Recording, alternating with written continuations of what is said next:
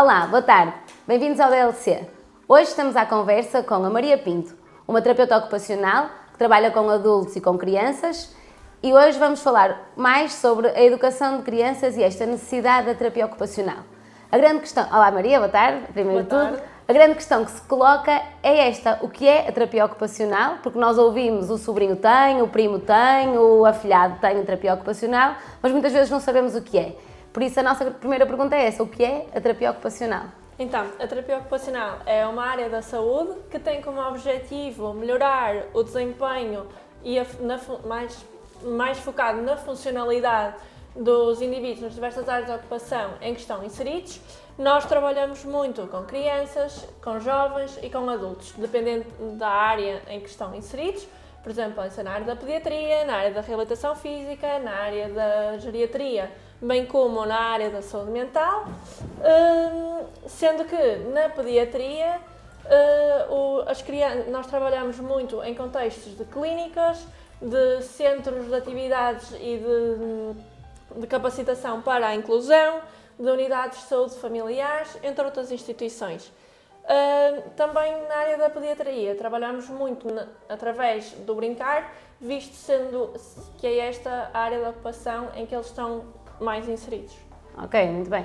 E quais são as grandes características das crianças que vos aparecem ou que te aparecem à frente? Quais são os grandes, digamos, diagnósticos ou patologias que são identificadas? Então, ultimamente, os casos então, que temos com mais diagnósticos prende-se muito às perturbações do espectro de autismo, em que tem-nos chegado cada vez mais crianças em que não têm uma comunicação verbal, apresentam muitas estereotipias, como por exemplo o flapping, ou seja, o agitar dos braços, e temos muito se prende com a parte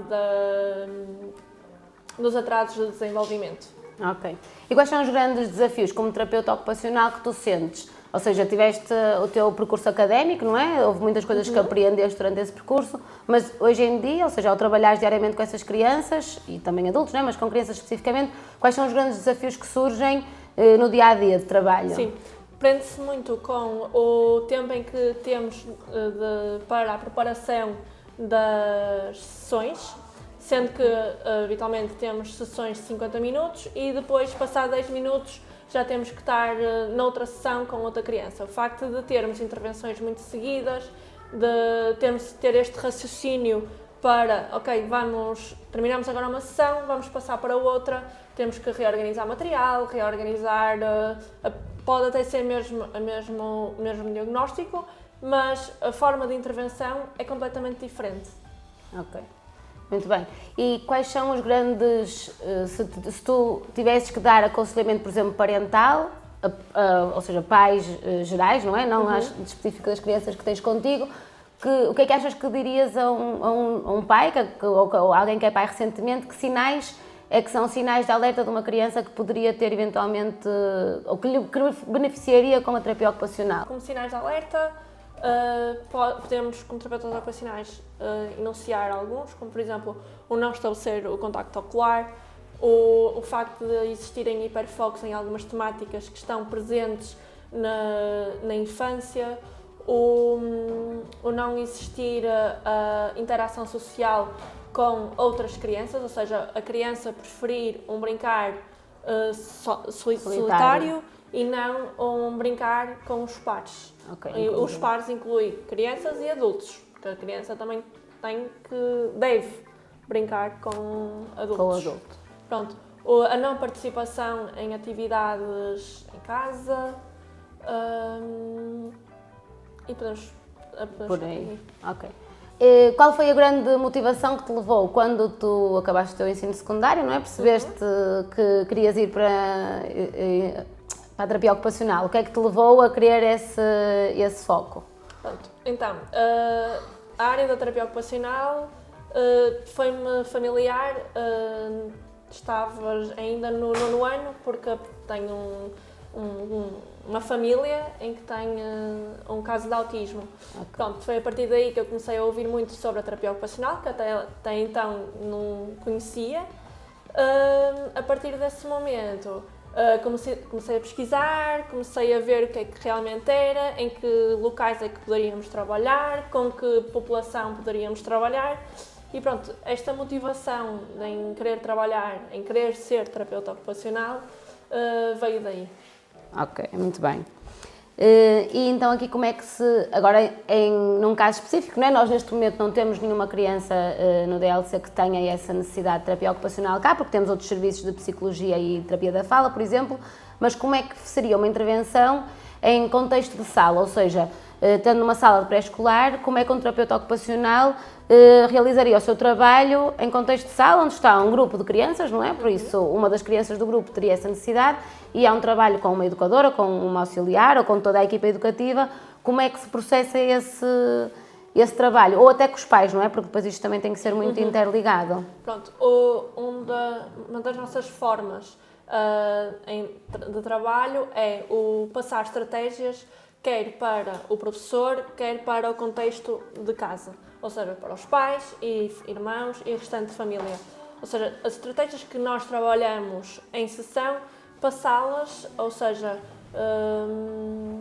mostrar como se faz, não é? Exatamente, mostrar como podemos executar em casa, ou até mesmo a parte da adaptação de contextos, incentivar a participação nas tarefas de casa, dar uma estratégia para que o brincar seja mais funcional, para que a criança, em vez de se brincar sozinha, brincar com os outros pares.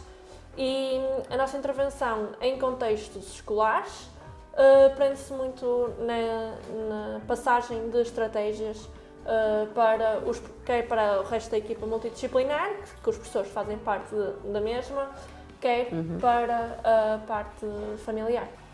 Agora aqui uma pergunta para perceber e para se valorizar efetivamente aquilo que é a terapia ocupacional. Qual é a grande diferença entre o trabalho que tu fazes ou o empenho que tu dás ao teu trabalho e a valorização que dás ao teu trabalho em comparação com esta capacitação dos pais e dos professores? Ou seja, o pai e o professor pode estar capacitado para fazer esse trabalho em sala ou em casa, não é?